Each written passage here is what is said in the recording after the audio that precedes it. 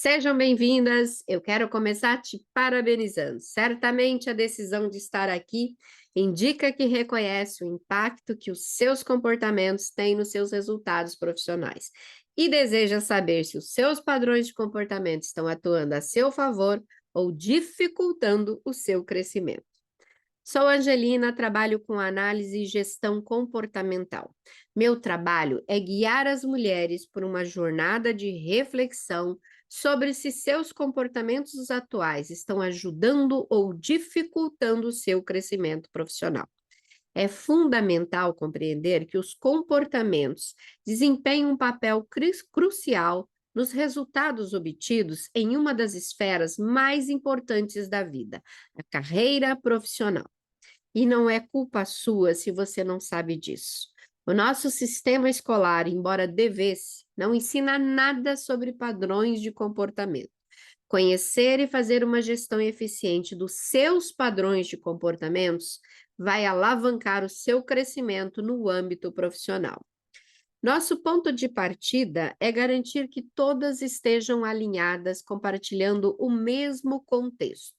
E, portanto, é essencial que todas possuam uma boa noção sobre os fundamentos desse conhecimento, para aprimorar a compreensão do aprendizado. Embora esta fase possa parecer predominantemente teórica, compreender os princípios fundamentais é de suma importância. As pessoas não conseguem mudar situações da sua vida porque não entendem os princípios por trás das técnicas, e é essencial compreender o que veio antes. Antes de tudo, é importante ressaltar que você que está aqui assistindo está investindo apenas seu tempo e atenção. E olha, ao mencionar apenas, não estou dizendo que é pouca coisa, nem subestimando o valor desses ativos. Porém, eu considero crucial destacar que esses investimentos são para o seu próprio benefício. Assim como considero fundamental frisar que aqui eu estou comprometida em promover mudanças substanciais. Por aqui não há fórmulas mágicas ou 5 técnicas infalíveis para mudar o seu comportamento. Portanto, dependendo da expectativa que você tem, reconsidere se esse é o investimento adequado para você. Embora o conhecimento que você vai adquirir aqui tenha sim um potencial para ser realmente transformador, abrir a sua cabeça, é importante ressaltar que a informação por si só não é capaz de efetuar mudanças. A transformação requer que você faça a sua parte. Se não está disposta a mudar o seu comportamento, não faz sentido continuar aqui. Afinal, né, todo mundo quer ir para o céu, mas ninguém quer morrer. Assim como não se pode saciar a fome apenas lendo o cardápio, não se pode obter mudanças significativas em termos de comportamentos apenas adquirindo mais um conhecimento, sem a disposição para aplicar efetivamente na prática. Se para mudar os seus resultados profissionais você estiver disposta a investir para mudar o seu comportamento, você está no lugar certo. Alinhamentos feitos, vamos ao que interessa. Definitivamente, não é de hoje que buscamos compreender os mistérios e nuances da nossa personalidade. Na realidade, muito antes do que se imagina, observações, pesquisas e teorias já eram construídas na tentativa de encontrar padrões e desvendar a complexidade do comportamento humano. A teoria DISC é uma das mais usadas em termos corporativos. Já foram aplicados mais de 53 milhões de testes mundo afora. E todos os anos, empresas investem milhões para descobrir qual o padrão comportamental de seus colaboradores. Desenvolver habilidades comportamentais é a maior revolução dessa década. Inicialmente, nós vamos falar sobre alguns importantes estudos que precederam a metodologia DISC. A teoria é fundamental porque se você não entende a causa, não consegue eliminar o efeito. E é por conta disso, inclusive, que a maioria das pessoas não conseguem mudar um comportamento por mais que se esforcem, porque não entendem a causa. Mas você que está aqui vai passar a entender.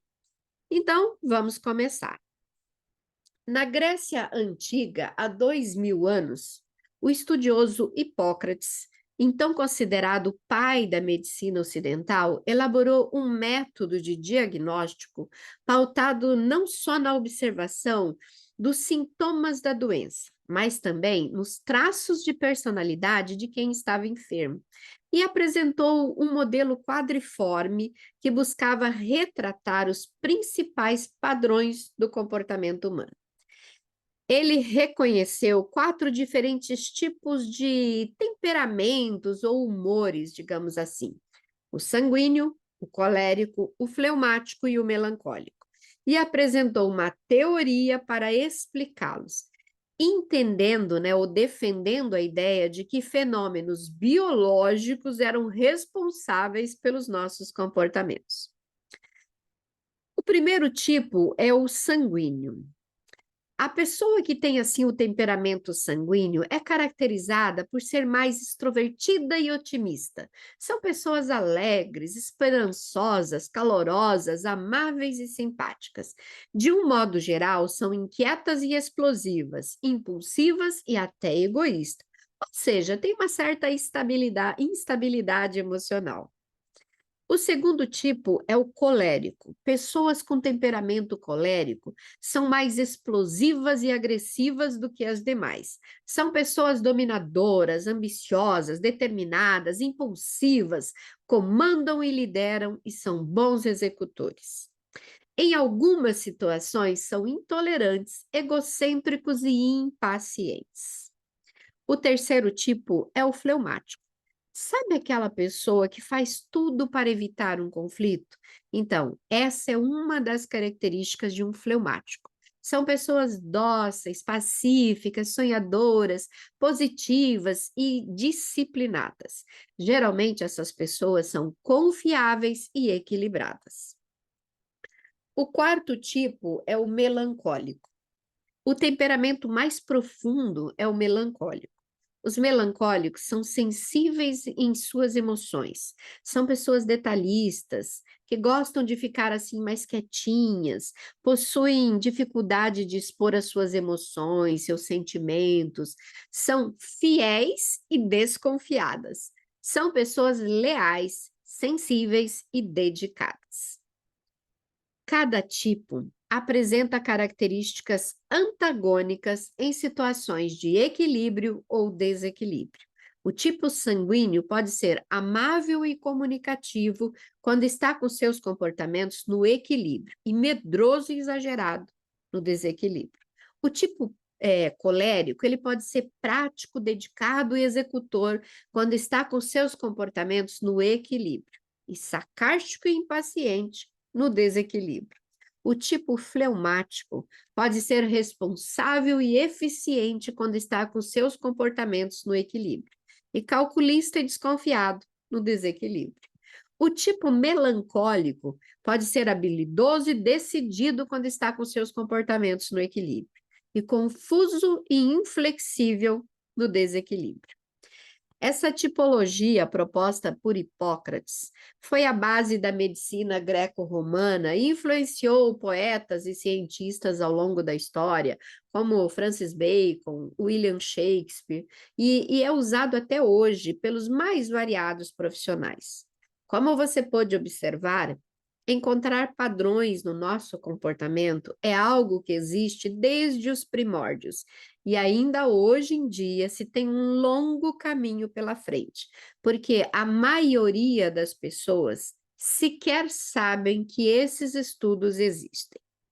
E não é culpa sua se você nunca teve acesso a esse tipo de conhecimento. A sua família não te ensinou, porque na maioria dos casos ela também não sabia. O sistema escolar, embora devesse, não te ensina nada sobre isso. E a sociedade também não. O máximo que se aprende sobre comportamento É o que é certo ou errado, o que você pode ou não fazer, como você deve ou não se comportar. E, infelizmente, isso é muito pouco diante da complexidade que envolve os nossos padrões de comportamentos. Por isso, vamos a mais um importante estudo sobre os nossos comportamentos. Vou tomar uma água, né?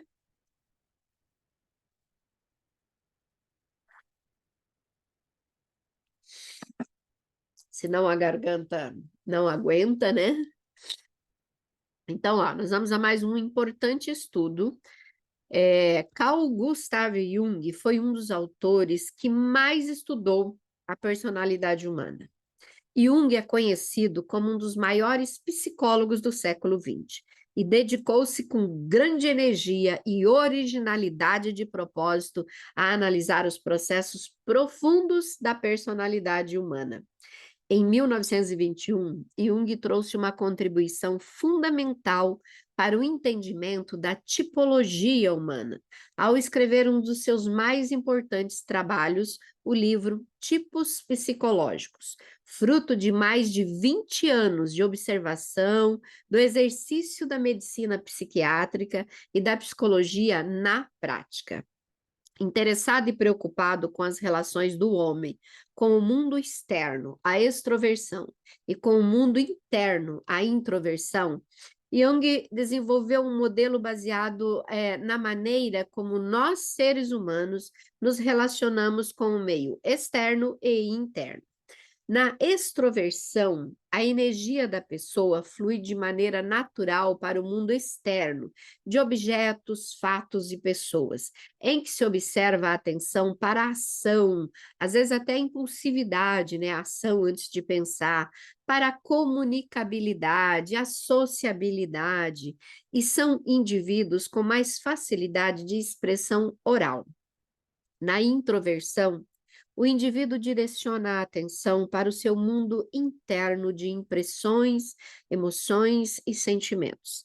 Assim, observa-se uma ação voltada para o interior, uma hesitação, né, o pensar antes de agir, uma postura mais reservada, um retraimento social, uma retenção das emoções, pessoas mais discretas, e são indivíduos que têm mais facilidade de expressão no campo da escrita. Cada tipo de disposição representa um modo natural de se relacionar com o mundo, semelhante ao uso da mão direita e da mão esquerda, sabe? Ser destro ou canhoto não é uma escolha sua, é uma predisposição genética. Eu vou contar uma experiência. Foi realizado um experimento num berçário. Fizeram um grande barulho na entrada do berçário. E verificou-se que alguns bebês tentaram virar para o lado de onde vinha o barulho, enquanto outros bebês tentaram se virar para o lado contrário da onde vinha o barulho. Ou seja, enquanto alguns bebês queriam se aproximar do barulho, outros tentaram se afastar. Era um estudo, então esses bebês foram acompanhados, né, até a idade adulta, e se verificou que os bebês que tentaram virar para o lado do barulho se tornaram adultos extrovertidos, enquanto que os bebês que tentaram se virar para o lado contrário do barulho se tornaram adultos introvertidos. O que só comprova que essas características vêm de berço, né? Os estudos de Jung identificou 4 funções psíquicas ou processos mentais que as pessoas utilizam diariamente. Segundo ele, existem 2 maneiras opostas e contraditórias através das quais percebemos as coisas. Uma é a sensação e a outra é a intuição. E existem outras 2 maneiras opostas e contraditórias que usamos para avaliar os fatos. Uma é o pensamento racional e o outro é o sentimento, o emocional. O processo sensação é a função que traz as informações ou percepções do mundo através dos órgãos dos sentidos, o que você vê, sente cheiro ou pode pegar. Pessoas do tipo sensação acreditam nos fatos, têm enfoque no que é real, no que é concreto, são voltados para o aqui e agora e costumam ser práticas e realistas. O processo intuição é a função onde a percepção se dá através do inconsciente, de pressentimentos, palpites ou intuições. Eles percebem os ambientes, têm um pressentimento de boas-aventuranças, ou então um receio, uma cisma, têm uma intuição muito aguçada e são capazes de premonições muito assertivas. Pessoas do tipo intuição geralmente tendem a ver o todo e não as partes, os detalhes. Elas buscam os significados das informações recebidas no presente para profetizarem as possibilidades do futuro através da intuição. O processo de pensamento, ele é a função que estabelece a conexão lógica e conceitual entre os fatos percebidos.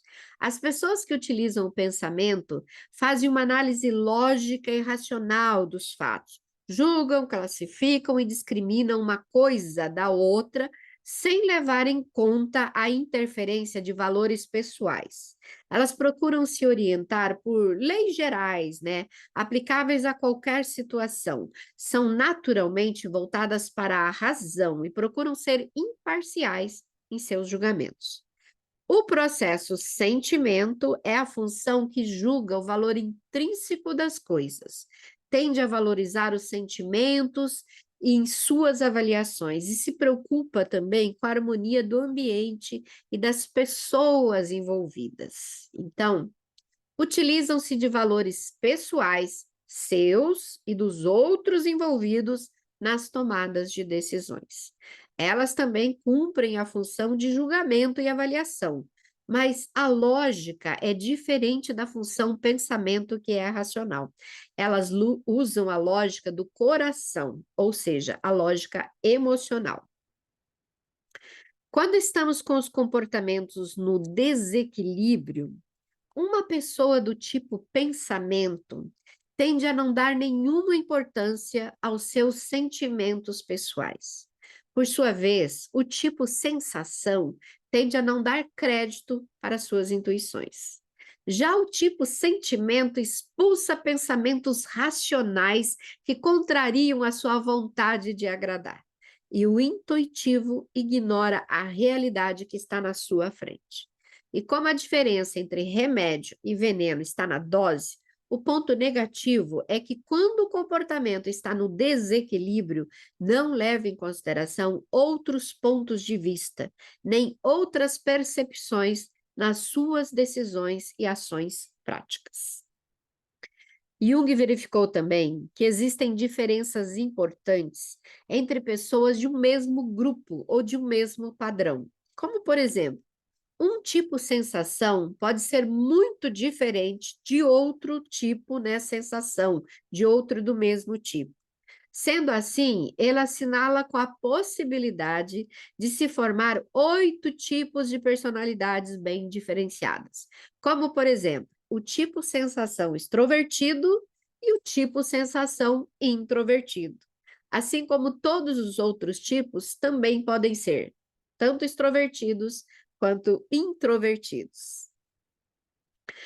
Antes de seguirmos adiante, eu gostaria de ressaltar que o nosso objetivo aqui, antes de chegarmos, né, ao foco principal, que é o DISC, é te colocar a par da extensa quantidade de pesquisas e estudos realizados e oferecer uma visão geral dessas pesquisas. Por isso, é preciso que fique claro que estamos abordando de forma superficial o vasto panorama de pesquisas que precederam, acompanharam e vieram depois do DISC. Queremos que você tenha ciência da existência delas e que você possa compreender a amplitude dessas pesquisas e perceber as conexões, as similaridades entre elas, ok? Entendidos? Então vamos continuar. Jung, por exemplo, foi um intelectual inquieto que bebeu de várias fontes. É dele também os 12 arquétipos, conhecido como os arquétipos junguianos. Segundo esse estudo, existem símbolos e imagens que residem no inconsciente coletivo, né? São padrões universais de comportamento. E olha que interessante. As marcas buscam se identificar com esses personagens do imaginário coletivo para atrair públicos que também se identificam. Inclusive, uma frase muito conhecida do Jung é: até você se tornar consciente, o inconsciente, né? O coletivo irá dirigir a sua vida e você vai chamá-lo de destino. Percebe a importância de ter consciência sobre o seu padrão para não ser manipulado ou viver à mercê do acaso? Desde sempre, os estudiosos identificaram padrões de comportamentos, pessoas com características comportamentais muito parecidas, e usaram os mais diferentes métodos para classificar e juntar esses padrões. Um dos mais antigos métodos para identificar os padrões da natureza humana se dá através do Eneagrama. Segundo o Eneagrama, existem 9 personalidades, 9 padrões de comportamentos que podem se desdobrar em muitas outras combinações de personalidade. Ao se aprofundar nesses métodos, eles oferecem caminhos para que o indivíduo se desenvolva por meio do autoconhecimento. Os estudos da personalidade estão sempre assim em evolução. Além desses que já citei, temos também o Big Five. Existem aspectos da sua vida que você é igual a todo mundo. Existem aspectos que você é igual a algumas pessoas. E existem aspectos que você não é igual a mais ninguém. Nem tudo é para você. E você tem que aceitar, conhecer que nem tudo é para você. Vou tomar mais uma água.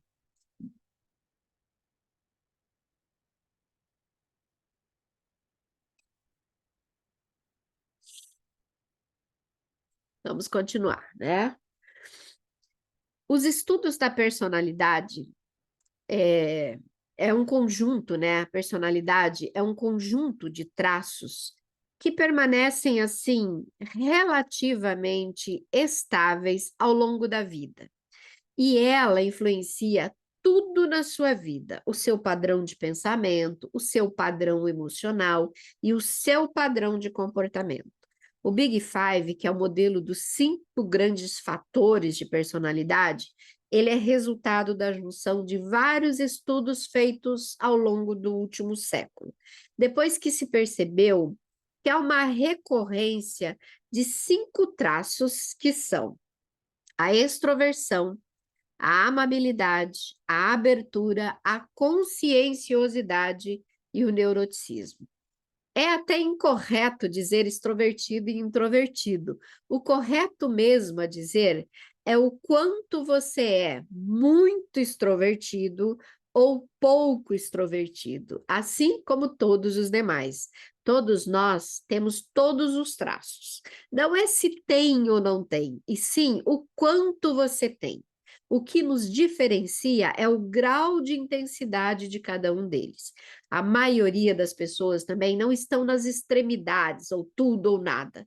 Vamos descobrir o que cada um desses traços governa na sua vida? Então vamos lá. A extroversão, ela governa o grau de estímulos que faz o seu cérebro trabalhar bem. Quanto mais a pessoa é muito extrovertida, mais ela precisa de estímulos. Por isso costumam preferir lugares barulhentos, com muitas pessoas, músicas, cores e ações. A amabilidade governa a sua disponibilidade para servir o outro. Governa o seu grau de empatia, o quanto você leva em consideração as suas necessidades em detrimento das necessidades do outro. O quanto você se coloca em primeiro lugar ou prioriza as demandas de outras pessoas. Governa o seu nível de equilíbrio na vida. A abertura, ela governa o grau de curiosidade das pessoas. São pessoas literalmente mais abertas a novas experiências, novas ideias, novos conhecimentos. Elas experimentam mais e são mais abertas a novidades quanto mais alto for o seu grau de abertura. Já a conscienciosidade governa o teu grau de comprometimento com todas as coisas da vida, inclusive com seus projetos profissionais. São pessoas naturalmente focadas, são disciplinadas, diligentes, executam e correm atrás, fazem as coisas acontecerem. E o neuroticismo, ele governa o seu nível de estabilidade emocional. Ele governa a sua sensibilidade a estímulos, principalmente a estímulos negativos. O quão sensível o teu cérebro é, por exemplo, às ameaças. E olha só, o neuroticismo, ele potencializa todas as armadilhas dos outros traços. Embora o Big Five seja assim um dos modelos mais robustos e aceitos pela psicologia, o Big Five não é o mais usado pelas empresas devido à sua necessidade de aprofundamento e à sua complexidade. Exatamente por isso, no caso do estudo dos 5 traços de personalidade, nem vamos falar sobre padrões saudáveis e não saudáveis. Não que eles não tenham, tá? Eles têm. Mas para não ser irresponsável, porque é impossível explicar o viés positivo, saudável, e o viés negativo, não saudável, dos 5 traços, de forma superficial. Então, a gente nem vai falar sobre isso. Eu quis trazer mais esse estudo por conta da relevância dele e também para te dar uma noção do enorme volume de estudos que existem sobre os padrões de comportamento. Agora que você já sabe que existem várias linhas de estudos diferentes que garantem que nós temos padrões nos nossos comportamentos, e pôde observar as similaridades, principalmente pôde perceber que todos os padrões podem funcionar com o viés positivo ou negativo, vamos retomar a nossa linha do tempo e continuar a sequência dos estudos que vieram depois dos estudos de Jung. Mais teoria, Angelina? Sim, mas é para o seu bem. Porque a pior coisa que pode te acontecer é você não saber sobre você o que você deveria saber. Então, vamos continuar. Em 1928, em 1921 foi que o Jung lançou, né, a principal obra dele, Os Tipos Psicológicos, né?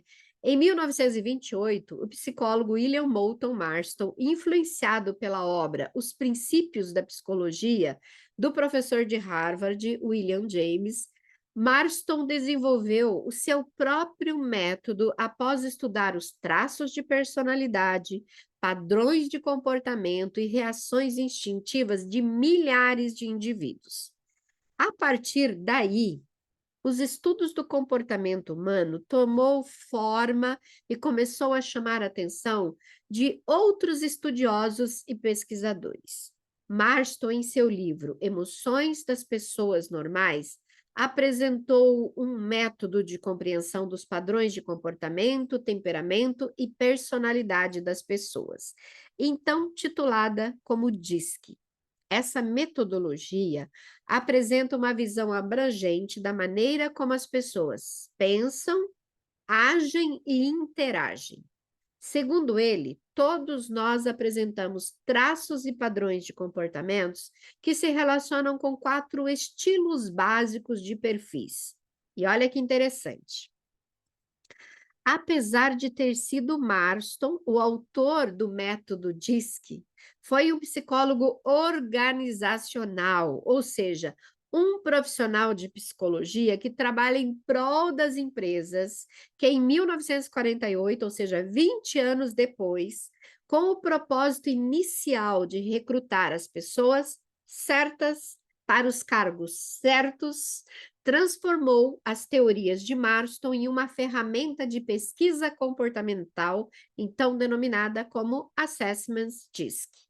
Um questionário de múltiplas escolhas, projetado para identificar os traços característicos do comportamento de um indivíduo, e assim poder colocar esse indivíduo, né, determinar em qual área de atuação profissional os recursos comportamentais desse indivíduo seriam mais valorizados e onde ele teria melhores chances de performar. Ou seja, a ferramenta DISC, baseada na metodologia DISC, já nasceu predestinada a ser usada no meio corporativo. Ela foi desenhada e pensada para ajudar pessoas e empresas a colocarem o indivíduo na atividade que melhor aproveita os recursos comportamentais naturais que ele já possui. O tempo passou e vários outros psicólogos, estudiosos e pesquisadores aprimoraram os estudos, aperfeiçoaram as ferramentas de pesquisas e propuseram, né, a sua versão de estilos comportamentais, mas praticamente todos derivados dos estudos de Jung e de Marston. O perfil D, por exemplo, pode ser encontrado na literatura como dominantes, produtivos ou executores. O perfil I, como influentes, expressivos ou comunicadores. O perfil S, como estáveis, sensatos ou planejadores. E, por fim, o perfil C, como analista, analítico ou conforme. Todos os estudos conversam entre si. É possível observar semelhanças entre eles. Os 4 temperamentos de Hipócrates, os 8 tipos psicológicos de Jung, os 12 arquétipos junguiano, as 9 personalidades do Eneagrama, os 5 traços de personalidade do Big Five e os 4 perfis comportamentais do DISC. Mas por que eles apresentam configurações em quantidades diferentes? Bom, os estudos sobre personalidade e padrões de comportamento, eles vão evoluindo. E se você se aprofundar, você vai perceber, por exemplo, que tanto o Big Five quanto o DISC podem dar origem para muitas combinações diferentes, assim como todos os outros. Existem aspectos da sua vida que você é igual a todo mundo. Existem aspectos que você é igual a algumas pessoas. E existem aspectos que você não é igual a mais ninguém. Como você pode perceber, a metodologia da avaliação comportamental DISC já nasceu predestinada ao mundo corporativo. E já foram aplicados mais de 53 milhões de testes mundo afora. Essa pesquisa é até um pouco antiga, hoje deve ser muito mais que isso, né? E hoje, devido à quantidade de pesquisas comprovando a relevância que os comportamentos têm nos resultados profissionais dos indivíduos, explodiu o interesse das pessoas em conhecer o seu perfil comportamental. Caso você ainda não conheça o seu perfil, não desista, continue aqui e no final eu te indico maneiras de fazer o teste. O perfil comportamental é a configuração dos recursos que você tem. E normalmente você lança a mão desses recursos na hora de resolver as suas demandas, porque você tem mais facilidade em lidar com eles. E quanto mais você usa esses recursos, mais eficientes e naturais eles se tornam para você. Por conta disso, resolver suas demandas usando esses recursos se torna um padrão na sua vida. E você não deve se preocupar com o que você faz de vez em quando, mas sim com o que você faz no mais das vezes, ou seja, com aquilo que é um padrão que você repete o tempo todo. E você pode ter, assim, mais de um perfil na sua configuração. É o mais comum, inclusive. A maioria das pessoas tem uma configuração com 2 perfis predominantes. Um primeiro perfil com mais predominância e um segundo perfil muito forte, né, com força de influenciar o primeiro. Outras pessoas têm um único perfil predominante e outras ainda podem ter até 3 perfis. A configuração de 3 perfis ou então de perfis contrários, opostos, é mais raro, mas ela acontece. O que importa aqui é que se você tem um ou 2 ou mais, isso aumenta os seus recursos naturais. E os seus recursos naturais são como se fosse uma equipe interna sua, são habilidades diferentes que você pode usar para resolver as suas demandas. Todos os perfis, eles possuem, assim, 5 recursos individuais. É fundamental saber isso, porque cada uma dessas configurações de recursos estão aptas a desempenhar certas tarefas com mais facilidades.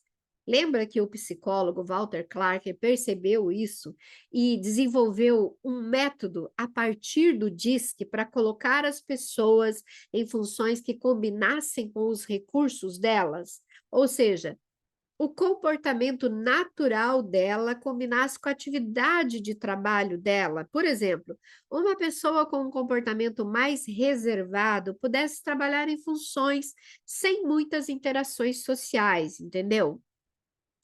Além dos recursos individuais, cada pessoa compartilha mais 2 recursos com seus perfis vizinhos. Então, você tem 7 recursos na sua configuração. Você já deve ter ouvido falar nas famosas soft skills ou habilidades comportamentais.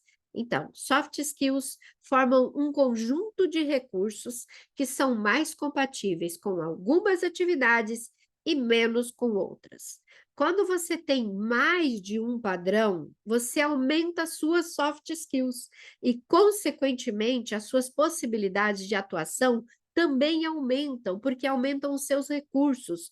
Ou seja, você pode ter facilidade em mais de um tipo de atividade ou de função. Os seus recursos são como assim uma equipe interna, onde um recurso desempenhando uma função específica ele trabalha em equipe, né, como uma engrenagem. Quando uma peça da engrenagem se movimenta, ela move outra. Quando todas as peças se movimentam juntos, em cadência, uma potencializa a outra. Cada um dos seus recursos tem atributos próprios que contribuem para evidenciar o atributo do outro recurso. Quando todos funcionam juntos, você realiza com facilidade atividades que demandam desses atributos. Não sei se deu para entender, mas é isso. Eu sei que parece que é só teoria, mas presta muita atenção no que vai vir agora, que você vai saber algo muito interessante. Lembra que eu disse que a pior coisa que pode te acontecer é você não saber sobre você o que você deveria saber. Então, a segunda pior coisa que pode te acontecer é você competir com quem sabe sobre você o que você não sabe. Eu vou tomar mais uma água.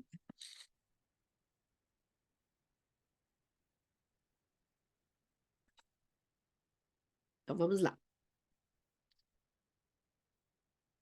Eu quero que você imagine um perfil como uma paleta de cores. Então, se você for do perfil da cor azul, por exemplo, não significa que você seja azul marinho, turquesa ou celeste. Significa apenas que você é da paleta da cor azul, certo? Só que isso já te diferencia, né? Só isso já te diferencia de alguém que é da paleta da cor rosa ou da cor amarela, entende?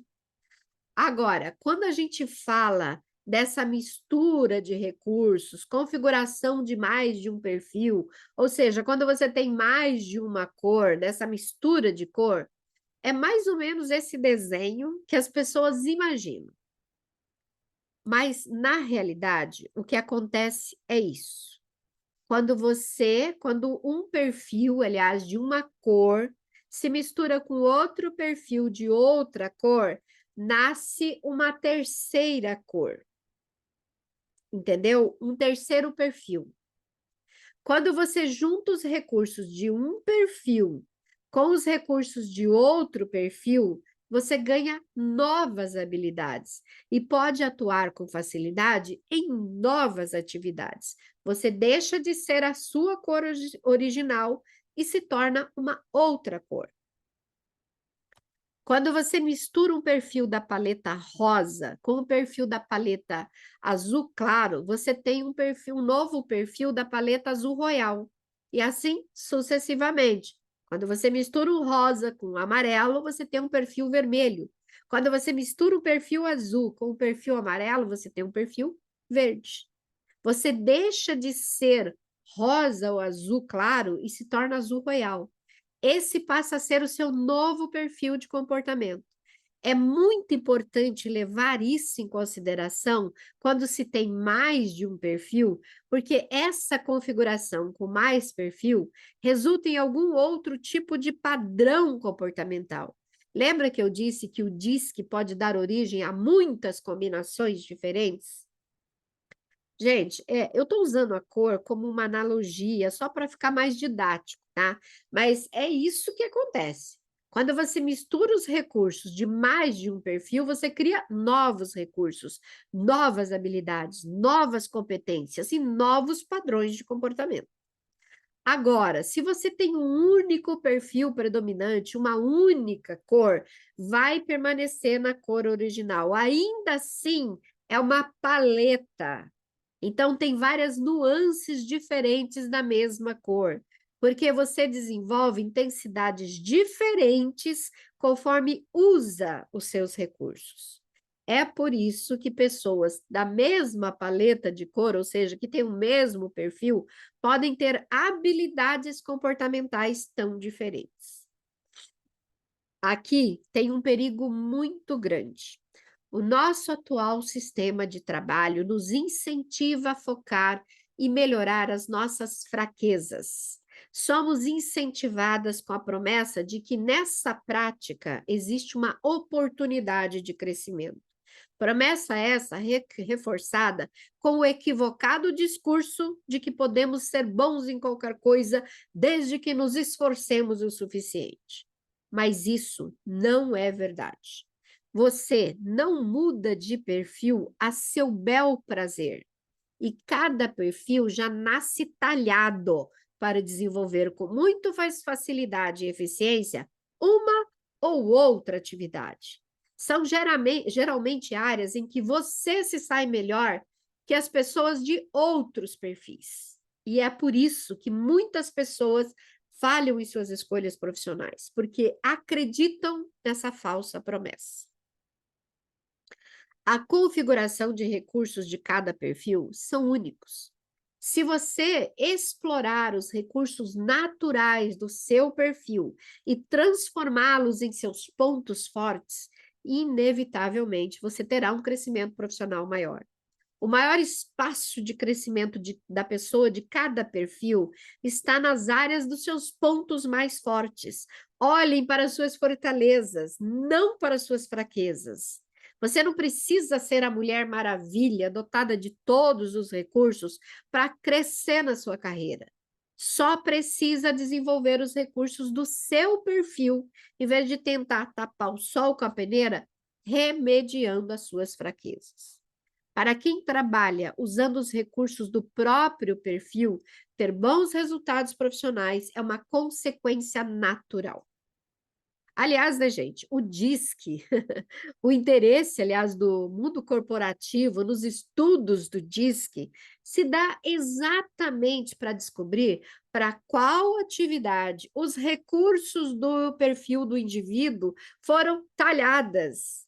Por isso não faz sentido nenhum você tentar desenvolver recursos que não são do seu perfil original. Além de contraditório, é uma grande cilada, porque você desperdiça o seu tempo tentando melhorar algo que você nem devia estar fazendo e perde a chance de desenvolver os seus recursos naturais. Algo que você naturalmente tem mais facilidade para realizar. Transformar os seus recursos em pontos fortes é onde se encontra a sua maior chance de ter resultados impossíveis de serem ignorados. Por conta do mercado incentivar as pessoas a desenvolver habilidades comportamentais que não são naturais para elas, ele aumenta a quantidade de profissionais insatisfeitos com seus trabalhos, frustrados com seus resultados e adoecendo dentro das empresas. prova disso são os movimentos, as tendências adotadas por centenas de trabalhadores nos últimos tempos. Como foi a tendência conhecida como a Grande Renúncia, em que quase 50 milhões de pessoas pediram demissão. Depois veio o movimento desistência, ou demissão silenciosa, né? Em que os funcionários faziam o mínimo esforço no trabalho até serem mandadas embora.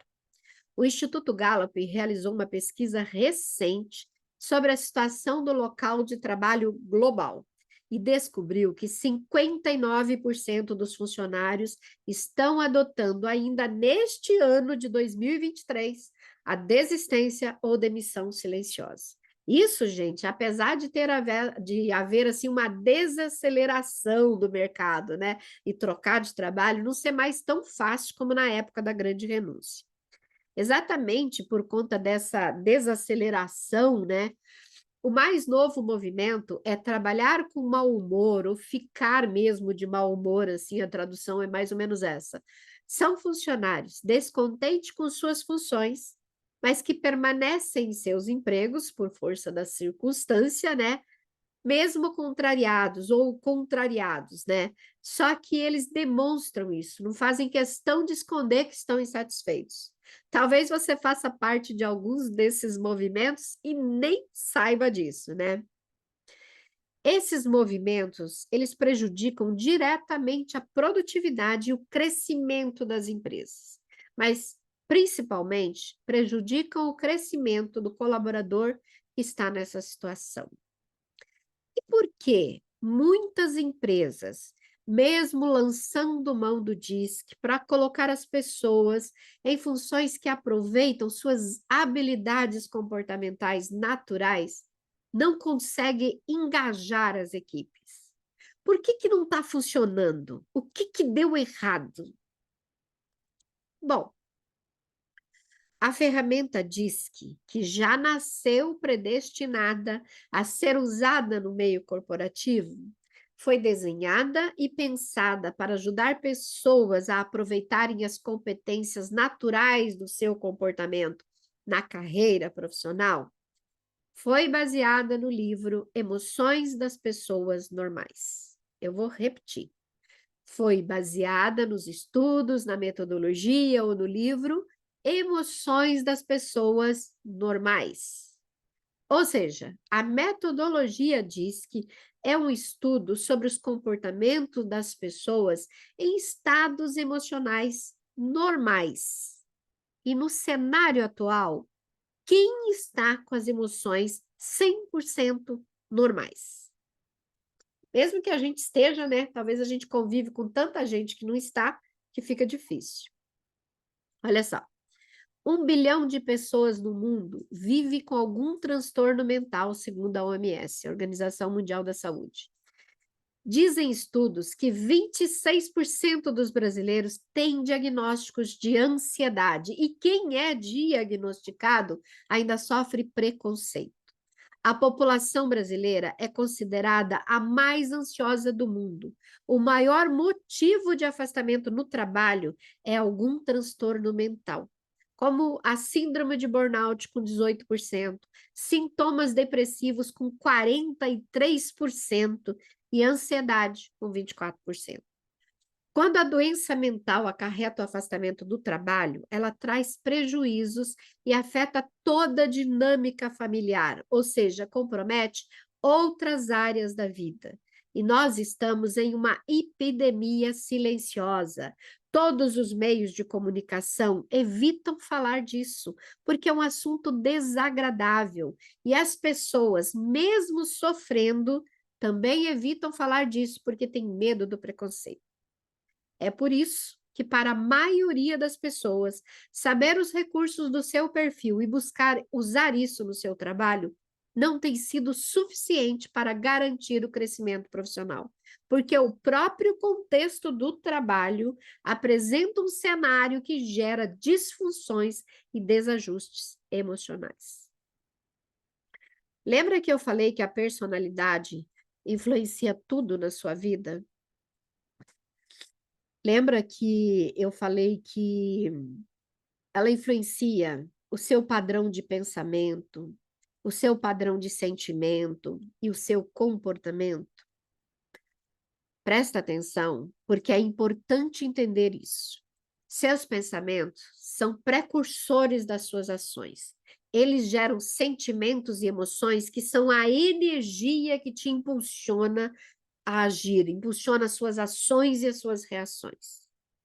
E a maioria dos nossos pensamentos geram ações automáticas. Mais de 50% das suas ações são hábitos. Presta atenção quanta coisa você faz igualzinho todos os dias. Lembra que eu disse também que você não precisa se preocupar com o que você faz de vez em quando, mas sim com o que você faz no mais das vezes, ou seja, com aquilo que é um padrão que você repete o tempo todo. O seu padrão de pensamentos gera um padrão de sentimentos e emoções que produz um padrão de comportamento.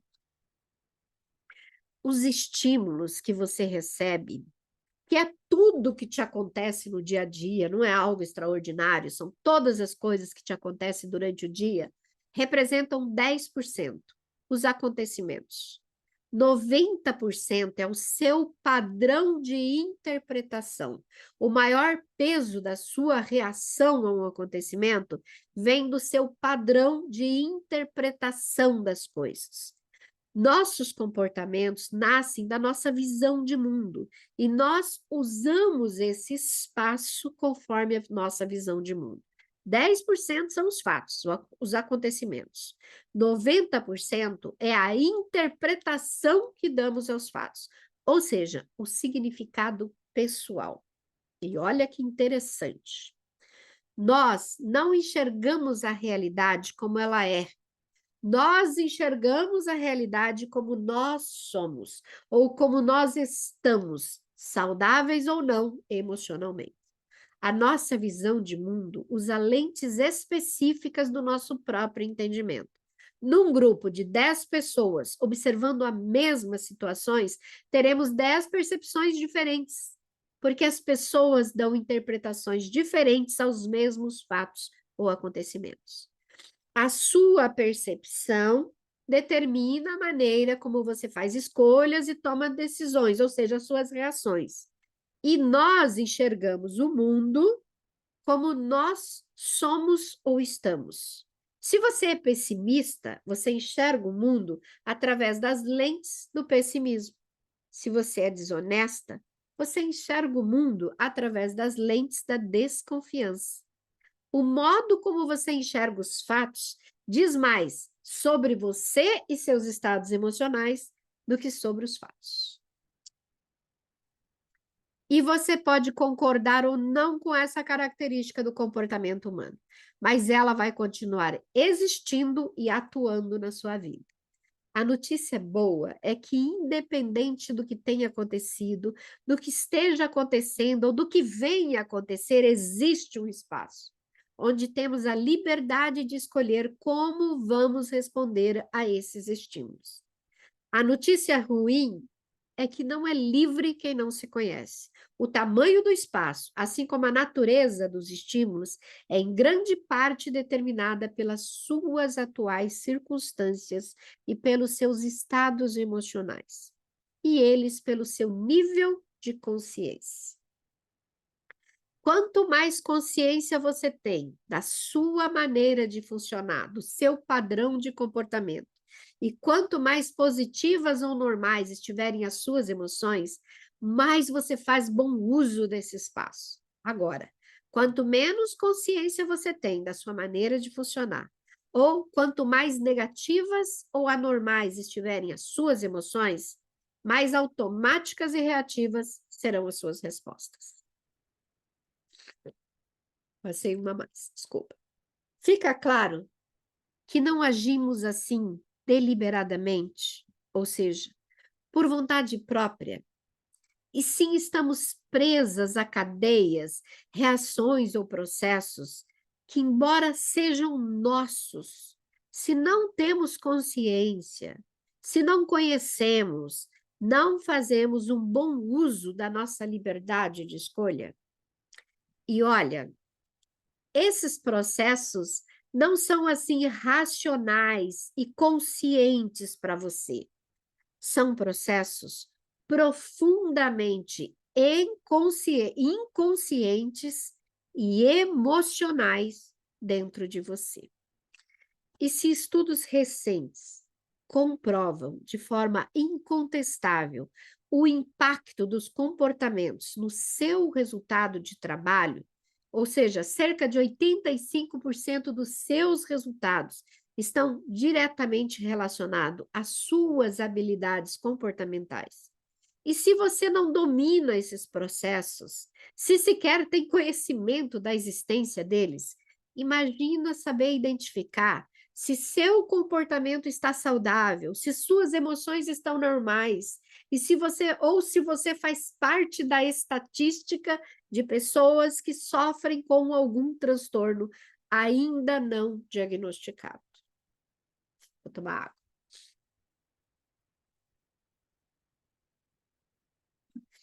Os comportamentos normais você usa nas suas ações, nas ações que vão te ajudar a crescer. Os comportamentos não normais ou não saudáveis te usam nas reações que te impedem de crescer. Por falta de conhecimento, muita gente trata o comportamento como uma grandeza secundária, né? Algo que pode ser modificado, dissimulado ou adequado conforme as circunstâncias. Sem se dar conta de que você é o seu comportamento habitual. E os seus resultados são consequências desses comportamentos. E eles, os comportamentos, têm uma base profundamente emocional. E se você não pode ser honesta com suas emoções no ambiente de trabalho, se precisa usar máscaras sociais, dissimulando o que você realmente está sentindo, suas emoções não vão estar normais. E é por isso que o DISC não está funcionando. Porque ele é baseado nas emoções das pessoas em estados normais. E o que mais se vê no mercado de trabalho são pessoas com comportamentos no desequilíbrio. O DISC é baseado nas emoções das pessoas em estados normais. Então, os seus recursos são mais eficientes quando esses recursos estão sendo usados de maneira adequada, digamos assim. E agora que você entendeu que seus comportamentos desenvolvidos e saudáveis são um recurso valioso para o mercado de trabalho, eu tenho um convite para te fazer.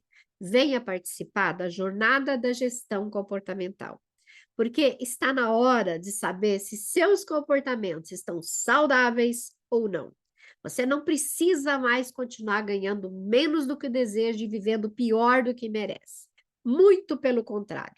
Quanto mais desafiador for o novo cenário, mais oportunidades ele oferece para quem está disposto a pagar o preço de mudar o próprio comportamento.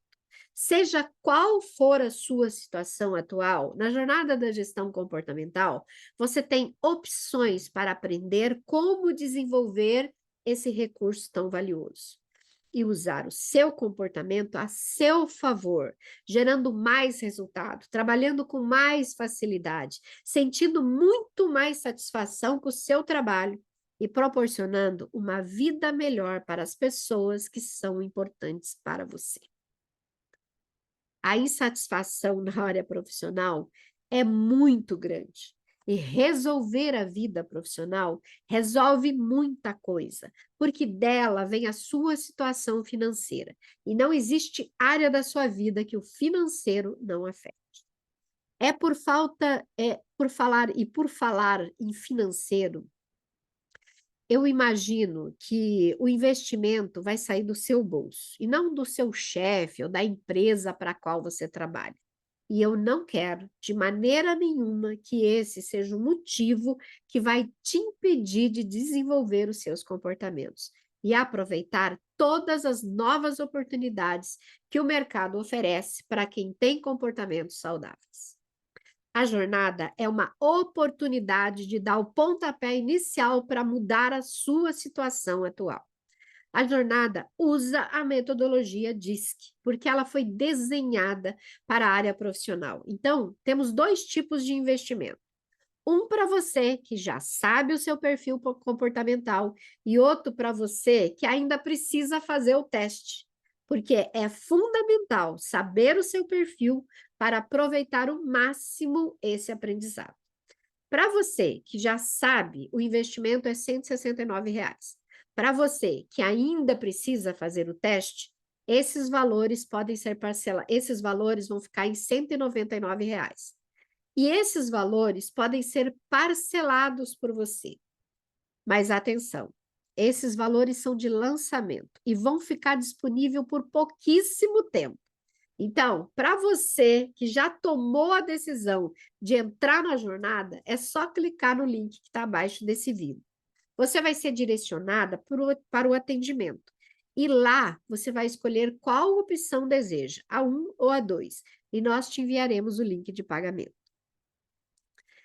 Ainda que uma pessoa esteja trabalhando com uma atividade que combine com o estilo dela, que aproveite os recursos naturais dela para dar certo, para funcionar, esses recursos precisam estar saudáveis. É por conta disso que algumas pessoas não conseguem mudar as condições da sua vida e permanecem em situações que só fazem mal a elas. Elas desejam mudar, sabem que precisam mudar, sabem até o que precisa ser mudado, mas não conseguem. Elas empurram com a barriga, deixam para depois, prometem para a semana que vem, mas nunca começam a mudança. E a cada dia que elas não começam, elas se sentem pior, se culpam e sofrem muito com isso. E eu espero que você não seja uma dessas pessoas. Aqui eu finalizo essa apresentação e fico na torcida para que você faça a escolha certa e dê o próximo passo rumo a uma vida promissora com muito mais saúde emocional. Muito obrigada pela sua atenção e eu espero você dentro da jornada, ok?